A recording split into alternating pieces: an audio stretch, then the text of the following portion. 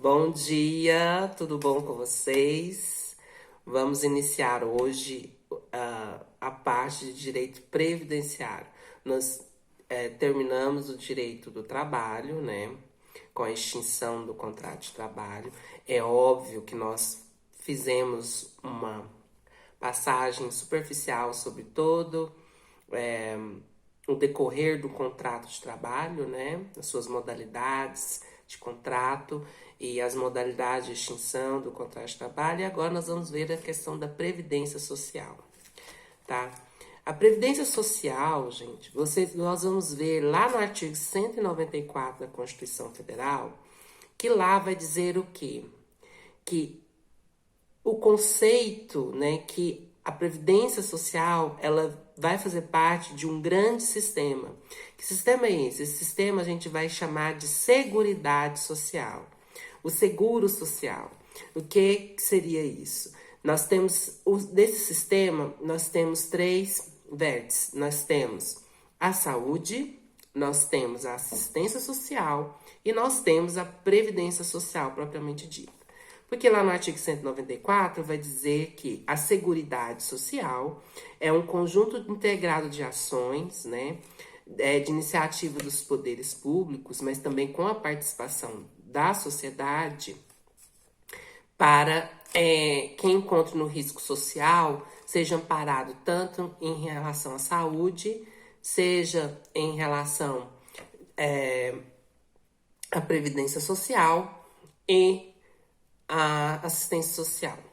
Bom, nesse sistema, o que é interessante a gente saber também que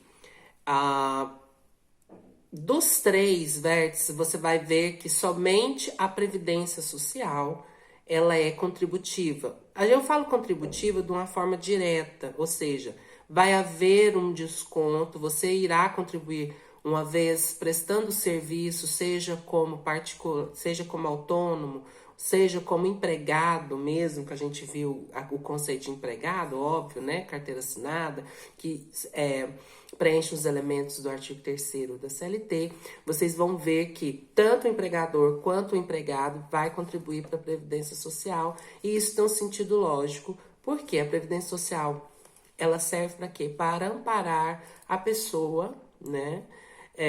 Em caso de risco social. Entenda o risco social como invalidez, como morte, como doença, tá?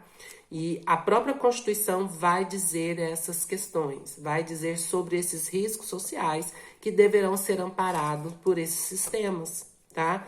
Então, a Previdência Social é contributiva, de forma direta.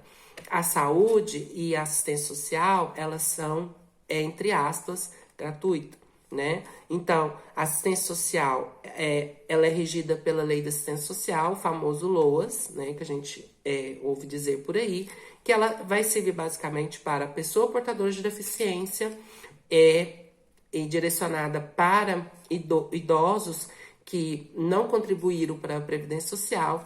Esse vai ser um amparo que essa pessoa vai receber, tá? A pessoa que nunca contribuiu.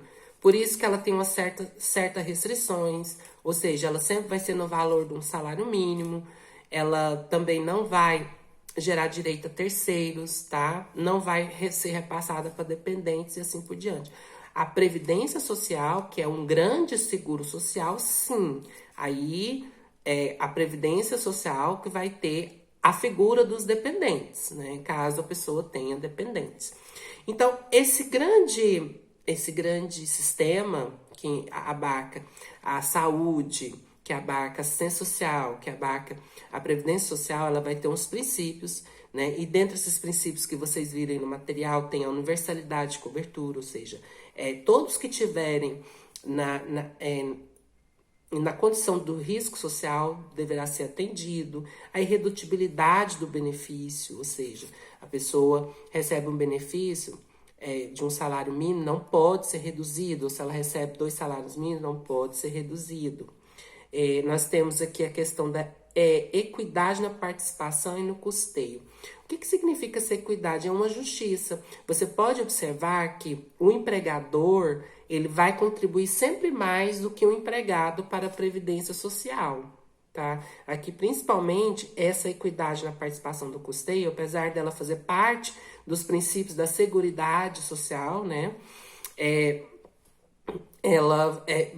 A gente vai ser mais visível para nós na questão da previdência social. Mas é óbvio que nesse grande sistema sempre o empregador irá contribuir mais, né? Que é ele que vai oferir mais lucro sobre o exercício da sua atividade empresária. Desculpa, gente. E como eu disse para vocês, lá também na Constituição ela vai dizer sobre o custeio desse grande sistema. Vai ser tanto pelo empregado, pelo empregador.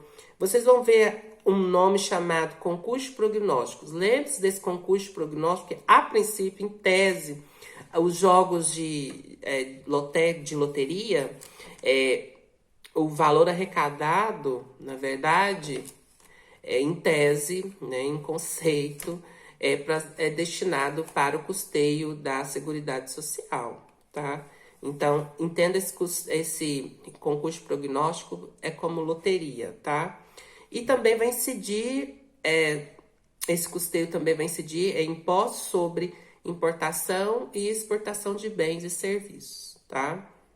Na verdade, importação de bens e serviços, não exportação, importação de bens e serviços, que vai estar descrito lá na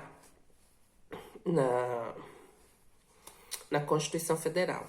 Então, desse grande sistema, vocês vão observar que o que nos interessa é a Previdência Social, e a Previdência Social ela vai ser dividida em 3. Nós temos o regime geral, nós temos o regime próprio e o regime complementar. O que é isso? O regime geral é destinado a todos. Nós vamos ver nas aulas seguintes que é de filiação obrigatória e contribuição obrigatória, tá? Então, todos nós que trabalhamos em iniciativa privada, ou seja, também de forma autônoma, nós devemos contribuir para a Previdência Social. Então, a gente vai fazer parte do regime geral de previdência. As leis que irão reger esse regime geral de previdência, a Lei 8.212 e 8.213, ambas de 1991, tá? Então, lá vai ter tudo. O que vai nos interessar especialmente o regime geral de previdência, que é o principal, que lá, né, na Lei 8.213 de 91 vai ter o conceito de acidente de trabalho, doença profissional, doença do trabalho, o plano de custeio e os benefícios que são previstos para as pessoas, para o segurado, que nós vamos receber o nome de segurado, que nós vamos ver que a Previdência Social é um grande seguro social, então para o segurado e para os seus dependentes, tá?